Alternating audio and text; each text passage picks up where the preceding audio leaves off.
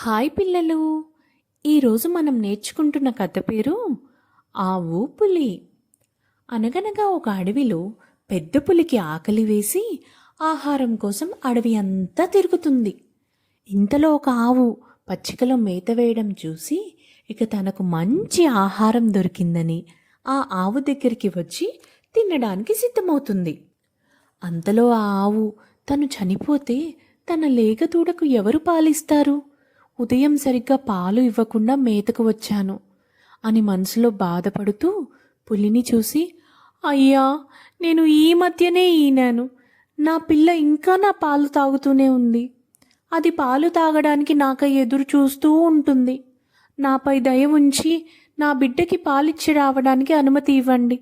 తప్పకుండా తిరిగి వచ్చి మీకు నేను ఆహారం అవుతాను అని జాలిగా ప్రాధేయపడింది.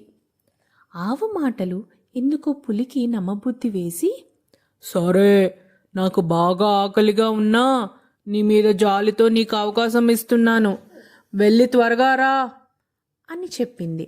తనకు అవకాశం ఇచ్చిన పులికి ధన్యవాదాలు తెలిపి ఆవు తన దూడ వద్దకు వెళ్ళి దానికి కడుపు నిండా పాలిచ్చింది. మంచి బుద్ధులు చెప్పి దాని బాధ్యతను తోటి పశువులకు అప్పగించి తిరిగి అడవిలో పులి ఉన్న ప్రదేశానికి వచ్చింది. ఆవు నిజాయితీగా తన మాట మీద నిలబడి ప్రాణాలకు కూడా లెక్క చేయకుండా తిరిగి రావడంతో పులి చాలా సంతోషించింది. నేను బాగా ఆకలితో ఉన్నా నీ నిజాయితీకి మెచ్చి నిన్ను తినకుండా వదిలిపెడుతున్నాను, వెళ్ళి నీ బిడ్డతో హాయిగా జీవించు అని దాన్ని విడిచిపెట్టింది. పులి దయాగుణానికి ఆవు కృతజ్ఞతలు తెలిపి తన పాకకు పోయి తన బిడ్డతో హాయిగా జీవించడం కొనసాగించింది. ఈ కథలో నీతేంటి పిల్లలు? మన నిజాయితీనే మనల్ని కాపాడుతుంది.